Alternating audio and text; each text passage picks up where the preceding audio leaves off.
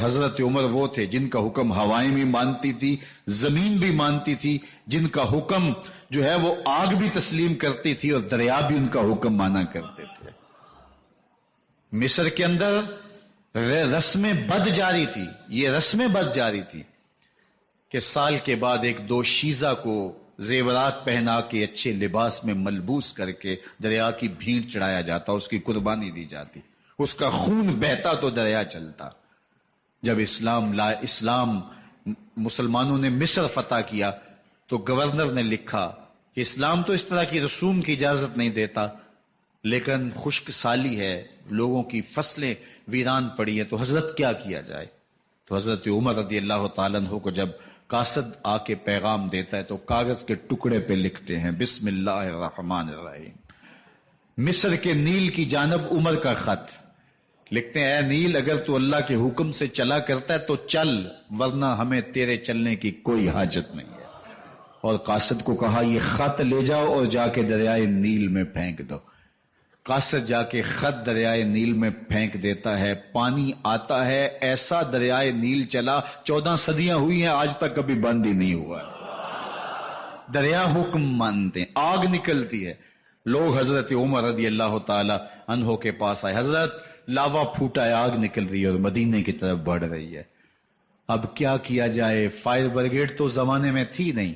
عمر نے اپنی قمیض اتاری، جس قمیض پہ 17 پیوند لگے ہوئے تھے چمڑے کے، کہا یہ قمیض لے جاؤ، جدھر آگ بڑھ رہی ہے آگے ڈھالنا، آگ پیچھے بھاگ جائے گی۔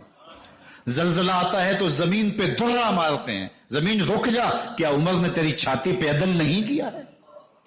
تو یہ عمر ہیں رضی اللہ تعالی عنہ کہ جن کے انصاف کی وجہ سے، جن کے عدل کی وجہ سے اللہ تعالیٰ کی رحمات اور اس کی برکات کا نزول ہوتا تھا، اور اللہ تعالیٰ نے مسلمانوں کو وہ آبرومند حکومت دی۔ کائنات کی تاریخ کے اندر ایسی حکومت آپ نے نہیں دیکھی ہوگی جو حضرت عمر نے حکومت کی ہے۔ اللہ اکبر۔ فرمایا فرات کے کنارے پہ ایک کتا بھی پیاسا مر گیا تو اس کا حساب بھی عمر سے ہوگا۔ جب اتنے علاقے فتح ہو گئے تو ایک دن حضرت عمر بیٹھ کے رو رہے تھے، تو کسی نے کہا حضرت رو کیوں رہے ہیں؟ فرمایا کہ میں اس لیے رو رہا ہوں کہ فلاں پل سے بکریاں گزری ہیں، تو پل کے اندر شکستگی تھی، ٹوٹا ہوا تھا پل درمیان میں کچھ، اس میں ایک بکری کی ٹانگ ٹوٹ گئی ہے، تو میں ڈرتا ہوں کہیں اس کا حساب نہ لیا جائے، کہ میرا رب یہ نہ پوچھے کہ عمر تو نے پل صحیح تعمیر نہیں کروائے تھے کہ ایک بکری کی ٹانگ کیوں ٹوٹی ہے۔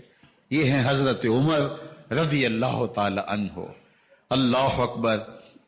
حضرت سیدنا عمر رضی اللہ تعالیٰ عنہ کی پوری زندگی آپ دیکھ لیجئے، آپ دن کو گھر میں بیٹھتے ہیں، دربار خلافت میں بیٹھتے ہیں، اور آپ کا دربار خلافت کیا ہے؟ کوئی عالی نصب محل نہیں ہے، مسجد نبوی کا صحن ہے، وہاں بیٹھ کے فیصلے ہو رہے ہیں۔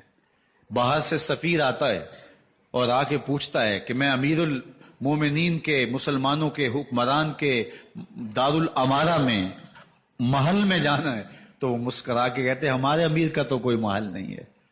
کہا کہاں ہے تمہارا امیر؟ کہا مسجد نبوی میں ہوگا یا بیت المال کی اونٹوں کی دیکھ بھالی کر رہا ہوگا، ان کی دیکھ بھال میں لگا ہوگا۔ وہ جب گئے تو مسجد میں نہیں ہے، اللہ اکبر، وہاں گئے تو وہاں بھی نہیں ہے۔ پھر کیا دیکھتے ہیں کہ عمر رضی اللہ تعالی عنہ جنت البقیع کے پاس ایک درخت کے نیچے اینٹ کا سرانہ رکھ کے سوئے ہوئے ہیں۔ تو اس نے کہا عمر تو نے عدل کیا ہے، تجھے کچی اینٹ پہ بھی نیند آ گئی، ہمارے حکمرانوں نے انصاف نہیں کیا، اور وہ بند اور محفوظ کمروں کے اندر بھی سکون اور چین کی نیند نہیں سو سکتے۔ حضرت سیدنا عمر رضی اللہ تعالیٰ عنہ نے اس طرح ان امور سلطنت نبھائے۔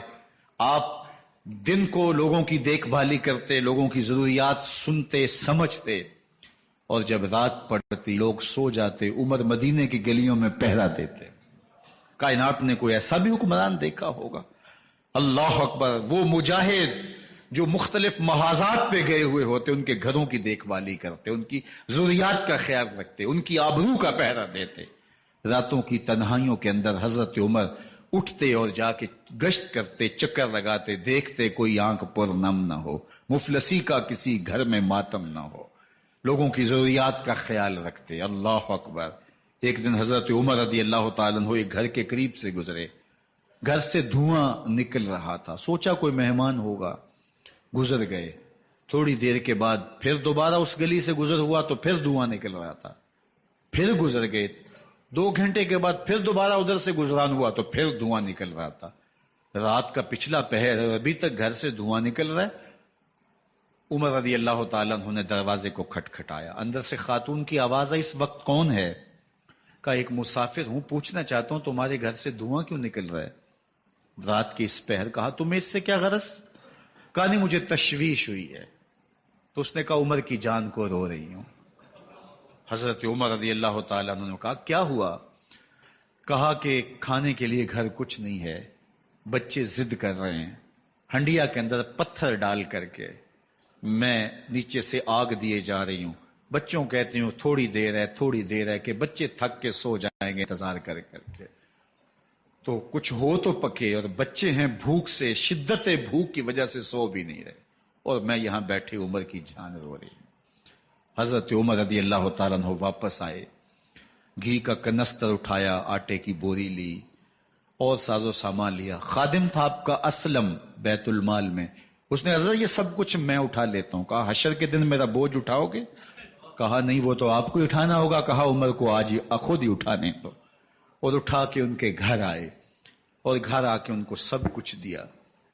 اور پھر اس کے بعد جب کھانا تیار ہوا، بلکہ روایت میں آتا ہے کہ جب آگ جلا رہی تھی تو عمر جھک کے چولہے میں پھونکے مار رہے تھے. اللہ اکبر. اس خاتون کو نہیں پتا کہ یہ کون ہے، یہ کوئی اجنبی مسافر ہے میری مدد کر رہا ہے. پھر بچے جو ہے وہ جب کھانا کھا کے خوش ہوئے تو حضرت عمر رضی اللہ تعالیٰ عنہ نے دل میں سوچا اور کہا عمر جس طرح تو نے بچوں کو رلایا ہے آج ان بچوں کو ہنساؤ بھی.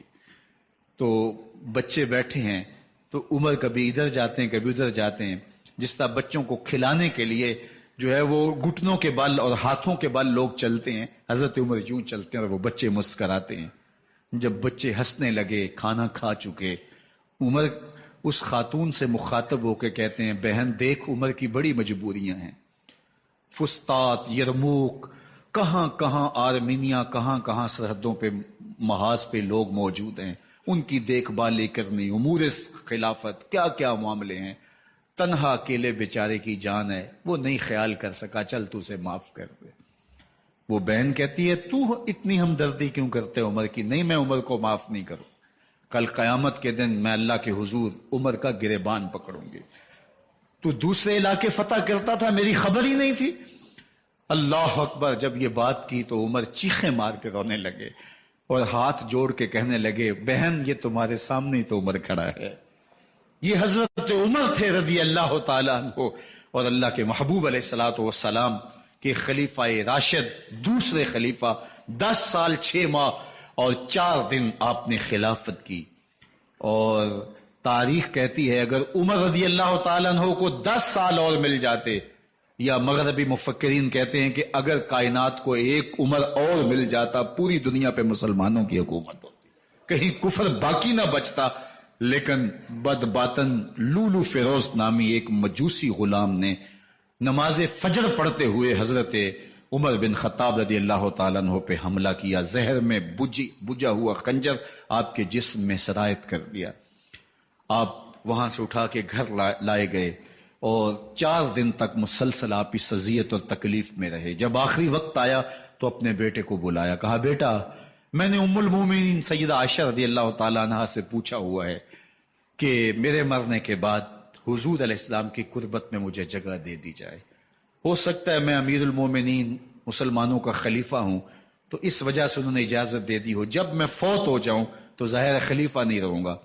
تو پھر جا کے ان کو دوبارہ کہنا کہ میرے باپ کا پیغام ہے، اگر وہ اجازت دیں تو مجھے حضور کی قربت میں دفن کر دینا، اور اگر وہ اجازت نہ دیں تو پھر جنت البقیع میں مجھے دفن کر دینا.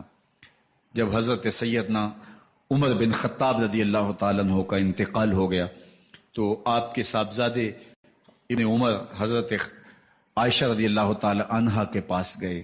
کہا کہ میرے باپ کا سلام ہے آپ کے نام. انہوں نے آپ کو زندگی میں کہا تھا کہ حجرہ انور میں سیدنا صدیق اکبر کے ساتھ 2 گز جگہ مجھے بھی نصیب ہو جائے، تو آپ نے اجازت دے دی تھی. تو میرے والد گرامی نے فوت ہوتے ہوئے کہا کہ دوبارہ ام المومنین کے پاس جانا اور دوبارہ پوچھنا.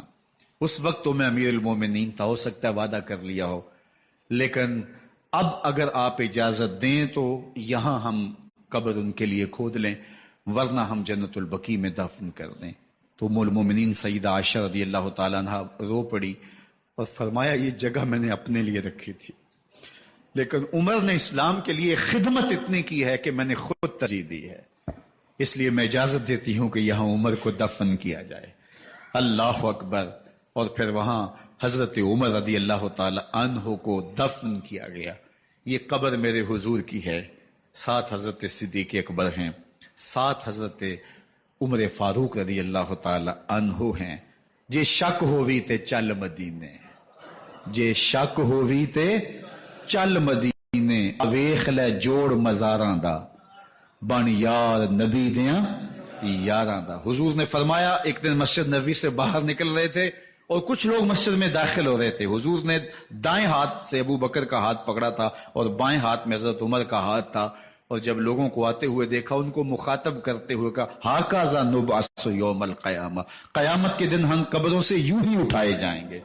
میرے دائیں ہاتھ میں ابو بکر کا ہاتھ ہوگا، بائیں ہاتھ میں عمر کا ہاتھ ہوگا. جے شک ہووی تے چل مدینے، آ ویخ لے جوڑ مزاراں دا، بن یار نبی دیں یاراں دا. تو میرے حضور نے فرمایا جب اچھے لوگوں کا ذکر کرو تو میرے عمر کا ذکر بھی ضرور کیا کرو.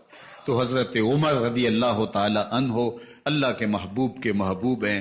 باقی صحابی مرید ہیں، حضرت عمر میرے حضور کی مراد ہیں.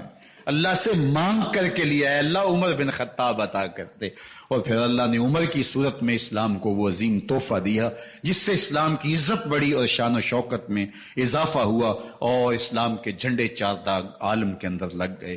اللہ مجھے آپ کو حضرت عمر کے نقوش پاک کی برکتیں عطا فرمائے، اور ہمارے حکمرانوں کو ان کے نقوش پاک کو خزرہ بناتے ہوئے اسلامی سلطنت کے خد و خال واضح کرنے کی توفیقات سے مالا مال کرے. انشاءاللہ اگلا جمعۃ المبارک 10 محرم کو ہی ہے، اور 12 بجے سے لے کے نماز عصر تک ہر سال ہم 10 محرم کا اجتماع کرتے ہیں.